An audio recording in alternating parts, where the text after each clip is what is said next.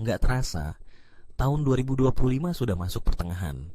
Dan satu hal yang makin kerasa, harga-harga makin menggila. Mulai dari biaya transportasi, makanan, sampai langganan hiburan digital. Semuanya naik pelan-pelan tapi pasti. Gaji naik, kadang iya. Tapi pengeluaran juga ikut sprint.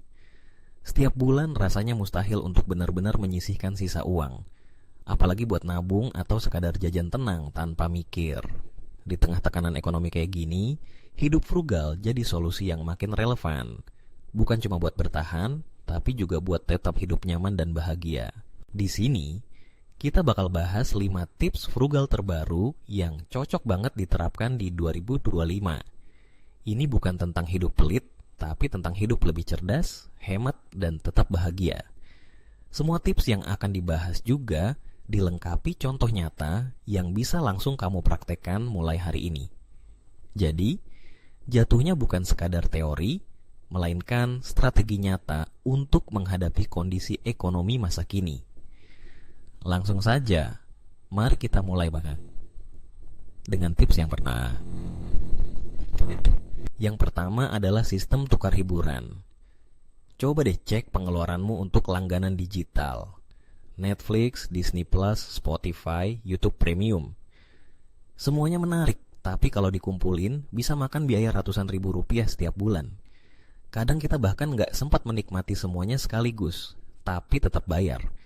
Nah, disinilah pentingnya sistem tukar hiburan. Kamu nggak perlu langganan semua platform secara bersamaan. Cukup pilih satu platform per bulan, lalu ganti-ganti tiap bulan sesuai kebutuhan atau mood. Contohnya, bulan ini kamu langganan Netflix, bulan depan ganti ke Disney Plus. Selain itu, kamu bisa patungan akun keluarga bareng teman atau saudara, sehingga biaya langganan jauh lebih murah.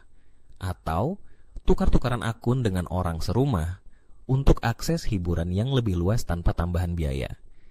Dengan sistem ini, kamu tetap bisa nonton serial atau film favorit, dengerin musik atau podcast, tanpa harus bayar semuanya sekaligus. Potensi hematnya, sekitar 100.000 sampai 200.000 per bulan. Lumayan kan? Tip kedua, laundry sendiri tapi strategis dan efisien. Laundry kiloan memang praktis, tapi harganya makin mahal. Sekali laundry bisa kena 30.000 sampai 50.000. Kalau seminggu 2 kali, totalnya bisa lebih dari 300.000 sebulan. Solusinya, mulai laundry sendiri di rumah, tapi jangan tiap hari. Pakai sistem batch dan efisien supaya waktu dan tenaga nggak terbuang sia-sia. Misalnya, cuci baju ringan seperti kaos, celana rumah, dan handuk sendiri 2-3 kali seminggu. Gunakan mesin cuci dengan fitur hemat air dan listrik. Jemur di drying rack indoor supaya nggak perlu menyetrika semua baju.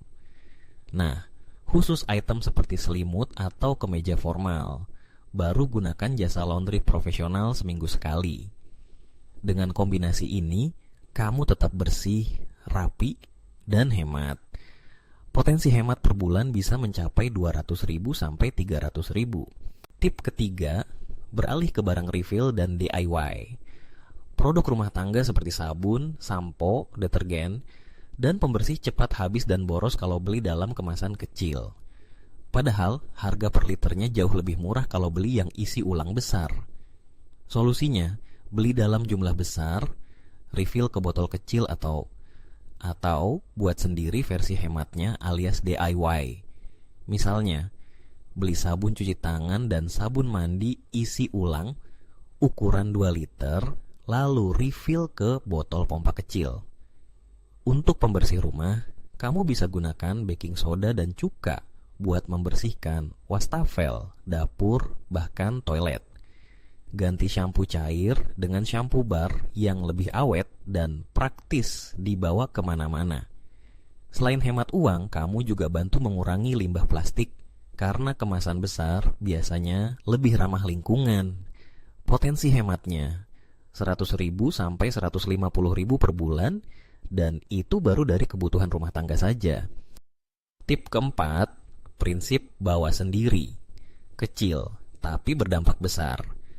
Pengeluaran kecil seperti beli air mineral, snack, atau kantong plastik sering enggak terasa. Tapi kalau dihitung, bisa bocor halus keuanganmu tiap hari. Coba biasakan untuk bawa sendiri dari rumah. Misalnya, bawa botol minum sendiri, kamu bisa hemat 5.000 sampai 10.000 per hari. Bawa camilan seperti buah, roti atau biskuit dari rumah, sehingga nggak perlu jajan tiap kali lapar. Selalu siapkan tas belanja lipat di tas, jadi nggak perlu bayar kantong plastik di minimarket. Pas makan di luar, bawa sendok, sedotan stainless, atau lunchbox sendiri. Kebiasaan kecil ini bukan hanya hemat, tapi juga ramah lingkungan. Kalau dikalkulasi, potensi hematnya bisa sampai 300.000 sampai 500.000 per bulan, tergantung seberapa sering kamu keluar rumah dan beraktivitas. Tip kelima, transportasi campuran atau hybrid movement. Biaya transportasi, baik kendaraan pribadi, ojek online, maupun kendaraan umum, semuanya naik. BBM, tol, parkir, semua kenaikan bertahap dan bikin pengeluaran bulanan makin berat. Untuk mengatasinya, gunakan metode transportasi hybrid, yaitu gabungkan beberapa moda hemat dan efisien. Misalnya, naik angkot, bus, atau KRL untuk sebagian rute, lalu lanjut jalan kaki atau pakai sepeda lipat untuk jarak dekat. Gunakan skuter elektrik untuk perjalanan 1 hingga 3 km. Kalau antar jemput anak sekolah atau belanja ke minimarket, pakai sepeda supaya lebih sehat dan irit. Untuk ke kantor, kamu bisa gabung carpool bareng teman yang searah, supaya biaya BBM dan parkir bisa dibagi rata.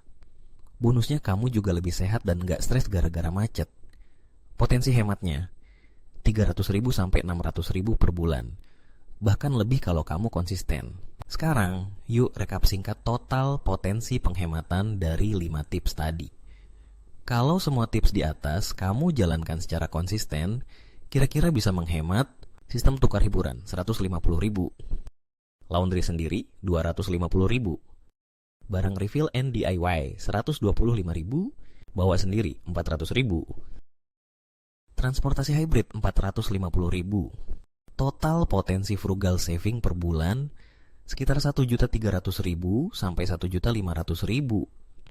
Dan semua ini tanpa kamu harus ngurung diri di rumah atau berhenti menikmati hidup. Justru kamu bisa tetap aktif, menikmati hiburan, nongkrong, belanja, jajan enak, bahkan menyisihkan uang untuk liburan atau dana darurat. Hidup frugal di 2025 bukan berarti kamu harus hidup menyedihkan. Frugal itu bukan soal pelit. Frugal adalah soal prioritas, perencanaan, dan kontrol. Dengan pengaturan yang tepat, kamu tetap bisa nongkrong, belanja, menikmati hiburan digital, jajan enak, bahkan menabung untuk liburan atau keperluan mendadak. Yang penting, semua dilakukan dengan sadar dan terencana. Kalau kamu suka dengan tips kayak gini, jangan lupa untuk like, komen kira-kira dari 5 tips frugal tadi, mana yang paling pengen kamu coba minggu ini. Subscribe juga buat dapat konten keuangan cerdas dan gaya hidup hemat lainnya, dan share ke temanmu yang lagi struggling ngatur keuangan di tahun 2025. Sampai ketemu di video selanjutnya. Frugal is the new freedom.